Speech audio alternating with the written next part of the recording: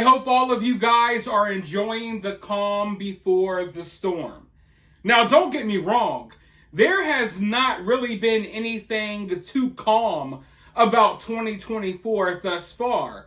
But nothing you have seen to this day will compare to what you are going to see in the months moving forward. My best guess would be that we have about a month and a half or 2 months left of normalcy, if that's what you can call what we're experiencing these days. I mean, there's nothing normal about modern day life, but the world that we're living in right now is much more normal than the world that we will be living in come closer to the election season. I'm telling you right now, I expect that things are going to get crazy surrounding the next election. And it doesn't matter who wins, it's going to get crazy. And it's not like I'm just saying this for no reason. Were you paying attention during the last couple of elections? I mean, things are going to get wild, and I'm really wondering what type of crazy events may pop off in the weeks or months leading into the election, and I'm wondering what the reaction to the results of the election will be. These are all things that we have to think about. Gone are the days where a politician just wins and we call it a day. No, it's not going to end that way. I think we're going to see some chaos. And, I try not to get too political, but I think most of us watched that debate. And these are their words, not mine. But the Democratic Party is like panicking right now. They want to possibly replace Joe Biden. And think about that. Think about how crazy that would be and how riled up people will get if they replace Joe Biden as the Democratic nominee just a couple of months leading up to the election.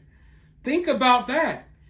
And I'm just wondering what things may happen, what may transpire between now and then, because it's obvious that the Democratic Party doesn't really want to ride with Joe Biden anymore. So will something drastic happen or what? And, they claim they're in full panic mode. Well, if they know for a fact that Donald Trump is going to win, or if they feel that way, I also question, what will they do? Now, I know a lot of people hate Donald Trump. A lot of people love Donald Trump. I don't care if you hate him or love him. Me, I don't idol worship anyone. I'm not a huge diehard fan of anyone out there. But when your hatred for someone outweighs the love that you have for your community and country, that can be scary. So I'm wondering if they know, or if they think for a fact that Donald Trump is going to win, will they do something drastic to leave the country in like a devastated state so Trump doesn't have much to work with? Will they thrust us or throw us in the midst of another war? And then let's be honest, all of our enemies are looking at us like we're weak right now. Will they take this opportunity leading up to the election to attack us or to do something like that? Because if our enemies wanted a time to pounce, now would be the time. Our country is divided. Our country is confused. Our country is pouring money into all of these other foreign wars. I mean, now would be the time, right? So I just feel like the coming months are going to be very, very interesting, folks. And I hope everyone is prepared for that. Now, speaking of interesting, though, recently there have been, I don't know if I have to word my words very weirdly here on YouTube. I can't say certain things. But the threat level at U.S. bases around the world has been heightened recently.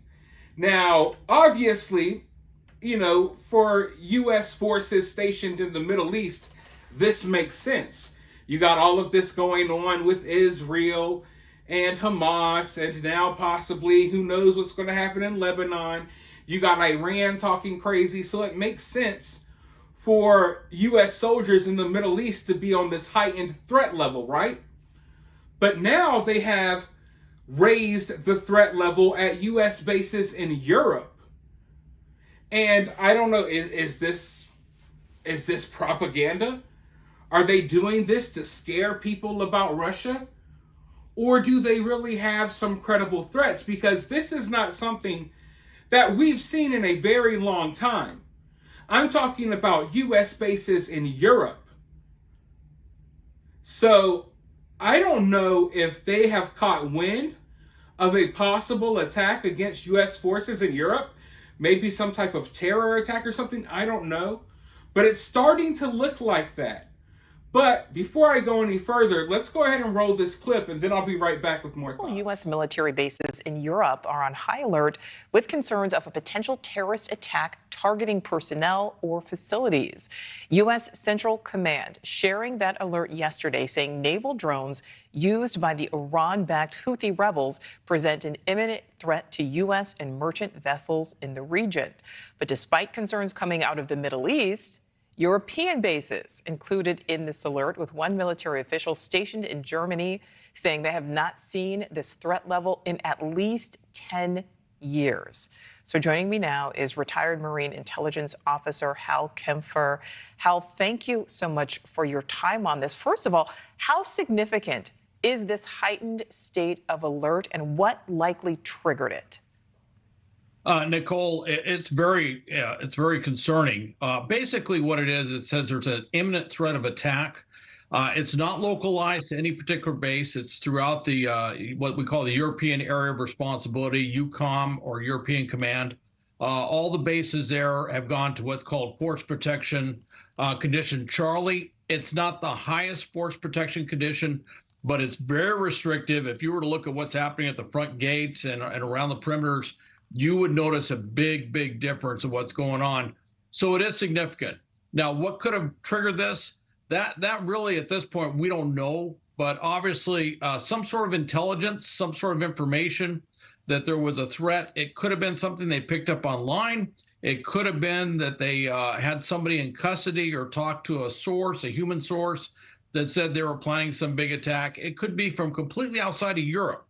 It could be something that emanated from some other part of the world, maybe the Middle East or somewhere else, saying that Europe is under threat of an attack, and they didn't have the specificity to say which base or which installation would be attacked. So Hal, talk about how this changes operations, especially because you say, you point out the fact that this is not localized. How does that, or does that further complicate what happens? Well, it changes the lives of certainly all the active duty personnel that are stationed in Europe, but also their families. It restricts what they can do, how they can do it.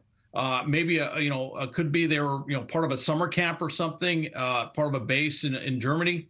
Well, they may restrict that. They may say, no, let's not go out there because they could be too high profile a target or potential target. On the bases themselves, they would restrict, say, non-essential things. For example, the barbershops might close. A lot of the people who work on base are not U.S. citizens or not members of the military. They're local residents, if you will, that work on the bases, and they work in things like what we call chow halls or cafeterias. Those might be cut back. Those might actually be shut down in some cases. So it really disrupts everyday life for every U.S. person associated with the Department of Defense, U.S. military. And by the way, I think this will probably go beyond just the military. I'm sure they're looking at all government, U.S. government personnel facilities throughout Europe in terms of what's happening. And how this is going to seem like an obvious question, but why is it necessary to elevate the alert state when it is not specific? Because don't our service members always need to be vigilant? Well, they do. And that's actually something they train them all in. There's actually mandatory annual training on force protection that they have to do, or I should say anti-terrorism measures that they have to be involved with. But in this, it takes physical precautions. Everything I just mentioned before, plus all the gate security is increased. They'll do extra things at the gate that they wouldn't have done. They'll stop every vehicle. They'll search under the vehicles. They'll scrutinize. They may actually look inside the vehicles. They're going to increase, patrols on the perimeter. All of these things. They may actually put physical security at some of the housing areas in ways they didn't have it before. All of this is to protect our personnel and protect our installations throughout Europe at a much higher level than it would be normally. Absolutely. Yeah, we want to keep those service members, the personnel safe always. Hal Kemper, When you thank you. see stuff like this playing out, you always need to keep in mind that this stuff doesn't happen for no reason. Sometimes this stuff happens for other reasons than what they tell us, but there's always a reason, there's always a motive, there's always an agenda. So they're not heightening this threat level for no reason at all, just to do it. Now, are they aware of a credible threat? I don't know, because America in the past, and other countries as well, we've been aware of threats that we did nothing about. We kind of allow these things to happen, and then we retaliate. You know what I mean? So I'm scared that we may be aware that something bad is going to happen to our troops, but instead of preventing that from happening, we kind of let it happen because we are more concerned about what our reaction will be. Maybe we want an excuse to place troops here. Maybe we want an excuse to send weapons here. You know what I mean? We're constantly looking for excuses to do something.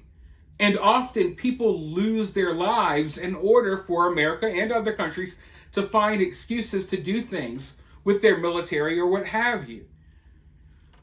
But it's just a very interesting time for all of this to be happening. Because we are at this critical point in our country, and the whole world knows it. I would argue that the rest of the world is just as, if not more, invested in this upcoming election than half of your everyday Americans. Everyone knows this next election is going to have a lot of consequences moving forward. There are chess pieces on the board right now, and the players are hesitant to move those pieces until they figure out the results of what happens, coming up soon in this election. So according to who wins or who loses or who claims to have won or who cheats or who does this or who does that, a lot of different things. There's a lot of different moving parts going on right now. And we don't know where these pieces are going to land on the board until we figure out who's going to be running this country moving forward. But as far as these threat levels in Europe, as I was explaining earlier, this is not something we see often. I know that it's become normalized to worry about threat levels at U.S. military bases in the Middle East, but Europe is a whole nother story. This is not an active war zone. So, in my opinion, for them to raise this threat level, it would have to mean that they have some type of information that they're just not telling us yet, or they're not willing to tell us. Or there's a possibility that this is all propaganda in order to get people to feel more comfortable with sending more money to Ukraine and what have you. There's a lot of possibilities on the table. But for now, let me know your thoughts about this down in the comments below. While you're down there, hit that thumbs up, hit that subscribe, ring that notification bell, and I'll talk to you all very soon in the next one.